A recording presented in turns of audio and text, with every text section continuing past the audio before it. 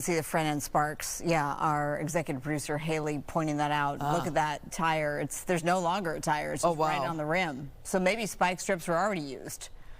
So I do travel that route quite a bit. I have a friend who lives in that area. I can tell you if this driver does exit, at some point there are homes in the area, there are apartments, and there are businesses should this driver choose to exit. Let's go to Tim Lynn, our police expert, who's following this one for us. Tim, what do you make of that, tire or no tire?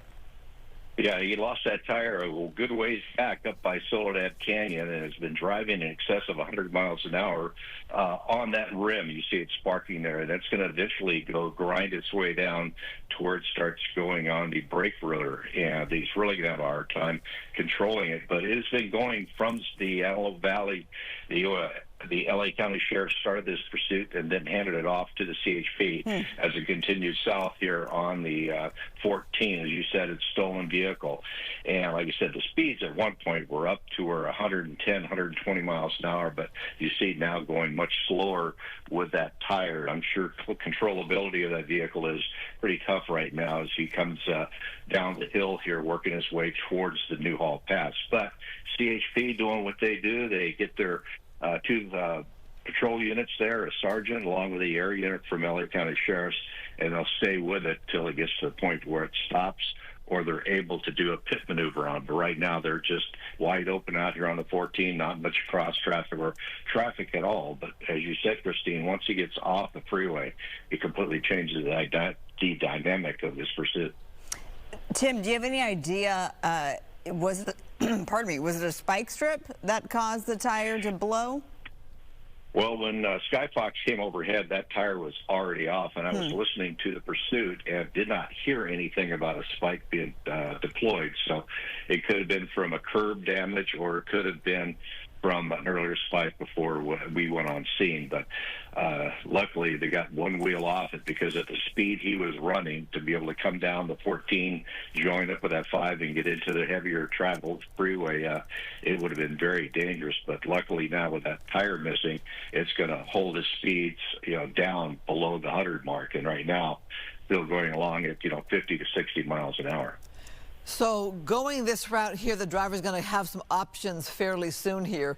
The 5 freeway, I believe, can go either southbound or northbound. There are the surface streets, of course, to go into the Valencia area, etc. I'm looking at these speeds here. Whole different pursuit that you witnessed earlier, Tim, with those 100+ mile per hour speeds there. Right here, we're at 50, which doesn't seem overly dangerous, but you say it's because of the damage to the car. That's correct, because with that front wheel missing, the steerability of the car, the maneuverability of the car is taken away, and more than likely he was up at high speeds with that wheel coming off, probably had a little bit of a thing in the steering wheel, or he didn't feel comfortable with it. Now he's back at a speed to where it feels comfortable to him that he can control the direction of that vehicle with that right tire that's still on it, and still be able to continue on. And we always go on these pursuits and watch them, and there's really, he can't get away from the units behind him. His car is partially disabled.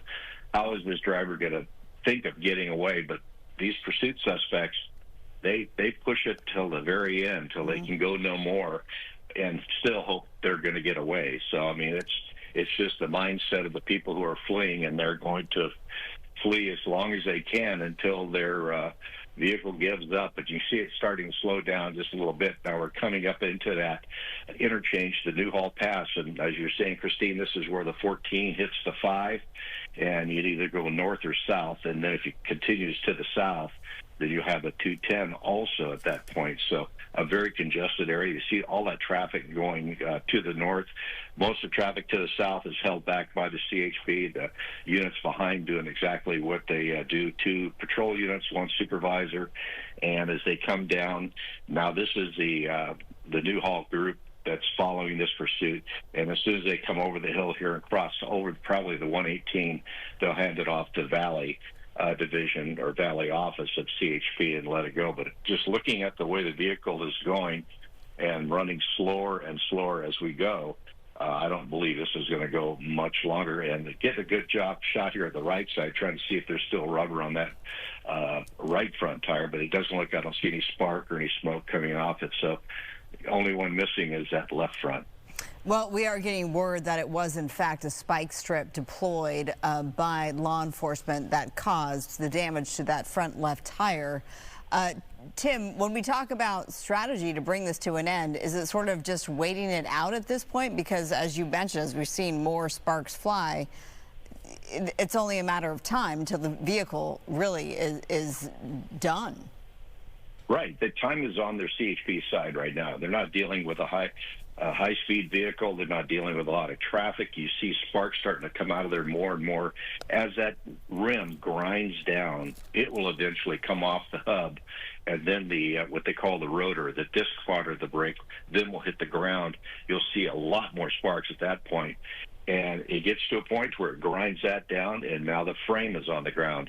And it gets to the point where this vehicle is just not able to go straight and be controlled. And usually that's when they just pull over and give up. But this driver is really pushing this car as hard as he can, even with that wheel missing. But you know, in the past, you know, we've seen him go quite a distance with you know, both front tires missing. And it's just willpower of that driver, and also the size of this vehicle has a lot of power. It's a big dually in the back to where it's got a lot of torque onto the ground and is able to push that car even though there's no rubber on the ground up front. But with one wheel missing, he still has a steerable wheel on the right side. So this could go for quite a bit. Now, CHP could very well put out more spike strip to try to take out the rest of his tires. And up in this area, is you know, with the traffic pulled off like this, there are some safe areas that CHP can use to be able to get those spikes out and even do it on the freeway. The speed really doesn't matter on spike strips. They can get them at pretty much any speed. It's just keeping sure that the units chasing them know when it's going to happen so they can back off and not get hit by the spikes as well. And when the spike strips deploy and they go into the tire, they just don't cause the tire to explode or immediately just deflate. It's small tubes, and those tubes let the air out gently and lower it down, and then it starts rubbing on the rim, and then the tire will start coming apart later on. But it's not a very explosive type operation when those spike strips hit the tires. So they'll, you know, if they get a chance here, I'm sure you'll see that happen here. They're going to try to take out the other tires, but you know, running here at down 35 miles an hour as we continue on the 5 freeway here, you know, he's not showing any signs of giving up. And so CHP has that option of the spike strips, or if he starts getting a little more down in speeds, you know, to where the tires really rubbing hard, he's having a hard time controlling it, and he gets down to the proper speeds, then a pit maneuver might be called in. But right now, they're just going to stick with it. There's no reason to be too aggressive on this because the car is not going to get away, and there's nobody in danger around this driver right now. Tim, as we look at these speeds here, I'm thinking about the stability of the vehicle. That is a big truck with big tires, and to be on the rim on one of them, I'm surprised that the stability is as it is at even these speeds. Right. Well, you got a very large tire up on that right front, so that's doing all the work right now. And like I said, the drive on this is a very high-powered vehicle and is able to push that you know, rim along. And you can see he's picking up a pretty good speed now, joining with traffic coming out of the 5 with him. Now, the CHP is going to have to take that into consideration here to try to back that traffic off and try to start slowing down traffic getting on the freeway, which the other agencies will do as they hear it coming south. Will start blocking on-ramps and things of that sort. But this driver doing a pretty good job of keeping it in a lane with that one tire missing. But once it gets lowered, you start seeing a whole bunch of sparks coming off it. The maneuverability will start going away as well. And so hopefully at that point, the driver will, you know, eventually feel that he's not going to be able to get away and the car is not drivable, and then pull over and stop. So hopefully that will happen on this. But right now, just a matter of time, and the CHP is not in any hurry to do anything really aggressive to get up there and stop the car. Yeah, and now if we look at our extreme nav technology, you can see the location. We're 5 southbound in Sylmar. And Tim, we often talk about how aggressive CHP is. You know, people watching from home might ask the question of, you know, why not just do something more aggressive at this point and just put this to an end already? Your thoughts on that?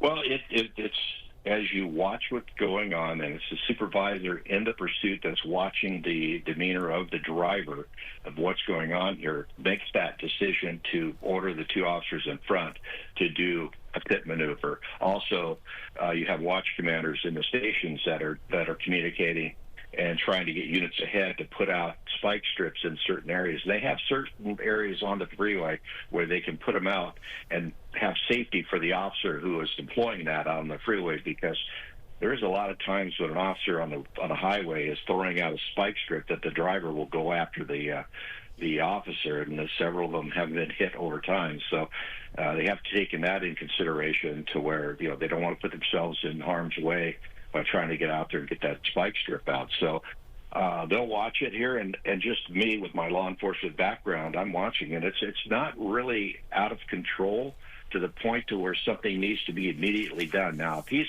you know, ramming people on the road, you know, we've seen that to where they'll get upside somebody and start pushing them off the road or weaving around, and it's a point where they're going to hit somebody very hard the way they're driving, then yeah, you have to be a little more aggressive. But in a situation like this, sometimes it's always easier just to wait for that vehicle to fail, and they can follow this vehicle for a very long time because they can hand it off to the different offices as they go down the 5 freeways. I mentioned the Newhall office was chasing it. Now as they come up south on the 5 freeway here, they're going to get down into the Valley Division or Valley office, and the Valley officers will take over at that point. And whichever way it goes, down the 170, down the 405, continues on the 5, then that office will take over, and they could continue and leapfrog like that. And if he stays at this, he's at 40 miles an hour now. You see the speeds are slowly coming down, and so the resistance on that left front is getting more, and he's having to, you know, accelerate more to keep it going. But I'm surprised we're not seeing more sparks at this point. But you know, he's pushing along here now. He's making that transition to the 405, which will take him down through Van Nuys. And so now I bet once he gets down through Van Nuys and starts going through the Sepulveda Pass, he's going to slow way down, making that climb coming up from the 101 freeway as you work your way south. We're getting a make and model, a Sierra GMC truck, and we were wondering if those are paper plates, which would indicate this was a relatively new vehicle. It's hard to see from this vantage point, but nonetheless, a Sierra GMC stolen. Now we're on the 405 southbound Mission Hills. We've been watching this for some time now. Spike strips responsible as we zoom in, and you can see the tire is gone on the driver's side, front driver's side. It is completely gone. You make a great point, Tim. We did see some sparks, quite a few of them earlier, but we haven't seen some in a while. This is pretty amazing. Yeah, I'm surprised. That rim is really hanging in there. It's been gone for quite a while. The rubber has been gone for quite a while. The rim is kind of holding its own there. And it could be a balancing thing to where the size of the vehicle is also, the weight is holding it up off the ground because of that balance. But when he bounces like that and he goes over a bump, it makes contact with the ground. So it could be very possible that it's running kind of a 3-legged race here where one tire area is staying up off the ground just by the design of the vehicle and the weight of that vehicle holding that left front off the ground. But as you see, when he hits a bump, it drops down and touches the ground. So that's working in that driver's favor right now. But, you know, eventually it's going to come to a point where that starts coming apart. But I'm trying to watch her as they zoom in to see if that rim is actually turning.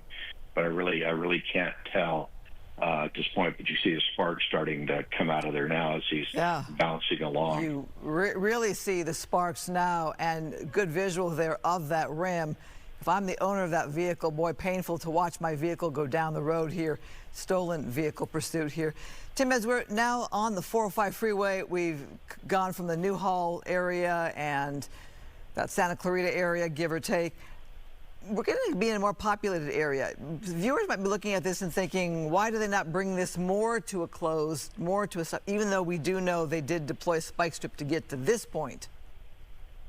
Well, it's just a matter of weighing out the risk versus the reward on trying to pit this vehicle. He's back up to 70 miles an hour now. You can't do a pit at this juncture. The freeway down here is pretty wide, and along the southbound 405 freeway through Van Nuys area here as we come through Nordhoff, there's not a lot of places to hide just from my memory of that part of the freeway. But as we get a little further north and come up to that Sepulveda Pass, which is that large hill that you have to climb to get over into Santa Monica, if you continue south on that, that car may slow down trying to go up that hill, because the speed right now, he was at 100 plus earlier, and now we're down slower.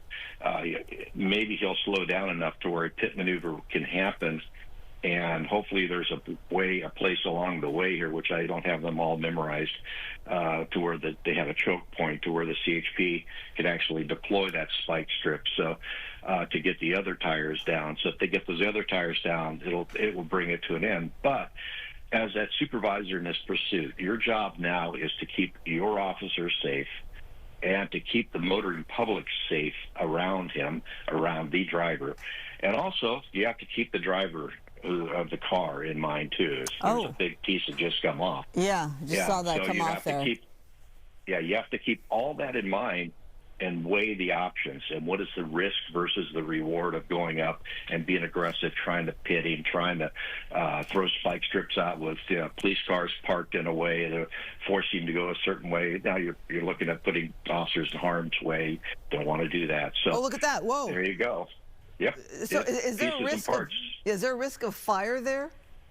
Eventually there could be, because the friction and the burning underneath there can easily catch the undercarriage of the car on fire. But being a new car, hopefully there won't be a lot of oil and grease on the bottom of that. We're exiting here, It looks Tim. like he's exiting here. Yeah. Yes, exiting Panorama. Yeah, so, and this is where we'll often see brush fires on these off-ramps as well. So you see those sparks flying, and that could easily ignite a brush fire. Let's hope not. Bailey, go. Open. All right, so we have, they're actually giving up. All right, well, there you go. That's how that pursuit's coming to an end. Again, Tim, we don't know if there's somebody else in that vehicle, but that driver right there completely complying with police, hands up and out of that vehicle. So now, Tim, talk about the next steps now that this driver has gotten off the 405, Roscoe Boulevard in Santa Monica and North Hills, and says, I'm giving up. What's next? Okay, now the units behind will set up a position with their units and start calling that driver back, as you're seeing now. They'll start walking him back away from the vehicle to get him back to the units to give the officers cover and concealment, and an arrest team will take custody of this person and make sure that he's not armed, do the pat down, then put handcuffs on him. And you see there a K9 off to the left watching for anybody else that pops out of that car.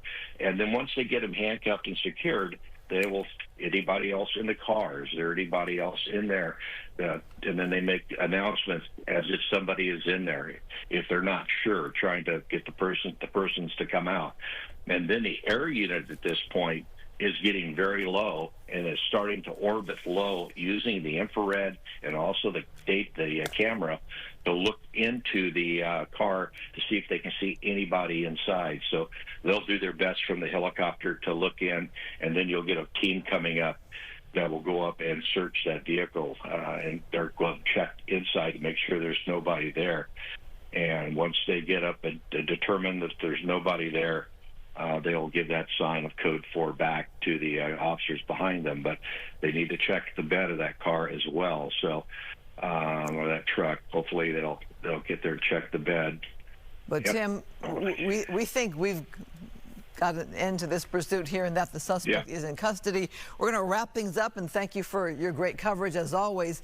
This is how you want it to end. Suspect in custody. Absolutely. Nobody hurt. Officers go home to their families. Okay, on to this new at 10, a big win for animal lovers and animal advocates. City of West Hollywood becomes the first in the nation to ban the retail sale of live animals. Fox 11's Chelsea Edwards. She's live there in West Hollywood with what sparked this change. Chelsea? Well, council members first voted on this measure back in August, but this week it is official. West Hollywood making history yet again, passing this sweeping new ban on the retail sale of all live animals. From iguanas to clownfish to tarantulas. Soon, they won't be for sale in any West Hollywood pet shops. I think it's so important because it really represents our care for all of life. The City Council has adopted a first-of-its-kind ordinance banning the retail sale of live animals,